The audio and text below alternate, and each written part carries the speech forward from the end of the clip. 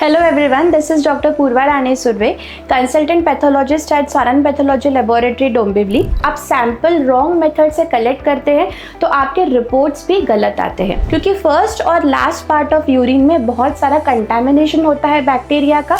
बीच में का यूरिन का पार्ट जो है वो आप इसमें कलेक्ट करेंगे।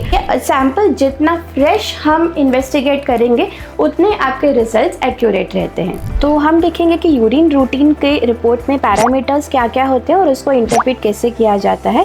The first step of urine routine examination is physical examination. मतलब हम लोग इसमें यूरिन के सैंपल को सिर्फ एग्जामिन करते हैं फिजिकली। फर्स्ट ही उसका क्वांटिटी चेक किया जाता है। नॉर्मल ऑप्टिमल क्वांटिटी 30 ml होती है और कम से कम 10 to 12 ml ऑफ यूरिन चाहिए होती है इन्वेस्टिगेशन के लिए। नॉर्मल कलर ऑफ यूरिन होता है पेल येलो। अगर डार्क येलो यूरिन है तो नॉर्मली डिहाइड्रेशन की वजह से मोस्टली डार्क येलो यूरिन हो सकती है। नॉर्मल यूरिन का अपीयरेंस क्लियर होता है। अगर वो थोड़ी सी हेजी है या स्लाइटली हेजी है तो इसका मतलब है कि थोड़ा बहुत इन्फेक्शन उसमें होने के चांसेस है। हम डिपॉजिट्स चेक करते हैं जो कि कंटेनर के नीचे डिपॉजिट होते हैं। स्पेसिफिक ग्रेविटी और यूरिन का रिएक्शन पीएच पेपर से चेक करते हैं, ये एसिडिक है या अल्कलाइन है। इसके बाद में हम जाते हैं केमिकल एग्जामिनेशन की ओर। यूरिन में हम एक डिपस्टिक डालकर यूरिन में proteins, glucose, occult blood, ketones, bile pigments, bile salts, urobilinogen और नाइट्राइट, ये सारे पैरामीटर्स हम चेक करते हैं। प्रोटीन्स नॉर्मली अगर आपको कोई किडनी का प्रॉब्लम है तो प्रोटीन्स पॉजिटिव आ सकते हैं। नॉर्मल यूरिन में प्रोटीन्स एब्सेंट रहते हैं।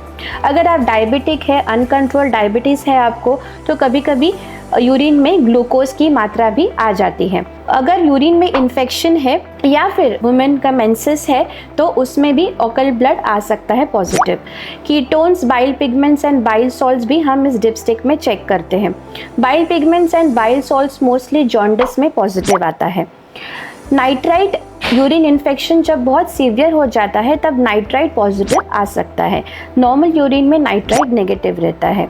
उसके बाद हम यूरिन का एक वेट अमाउंट बना के उसको माइक्रोस्कोप के अंडर चेक करते हैं। माइक्रोस्कोप के अंडर हम देखते हैं पस सेल्स।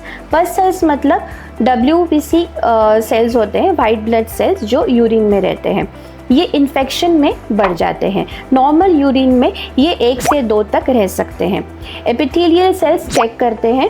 उसके बाद RBCs, कोई रेड ब्लड सेल्स है क्या यूरिन में, वो चेक किया जाता है। कास्ट और क्रिस्टल्स अगर यूरिन में दिखते हैं तो वो रिपोर्ट में हम मेंशन करते हैं।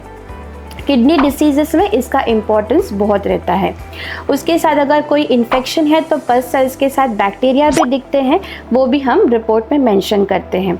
अगर पेशेंट डायबिटिक है, सीवियर डायबिटिक है, तो उसमें यीस्ट सेल्स या बडिंग यीस्ट दिखने की संभावना बहुत ज़्यादा होती है।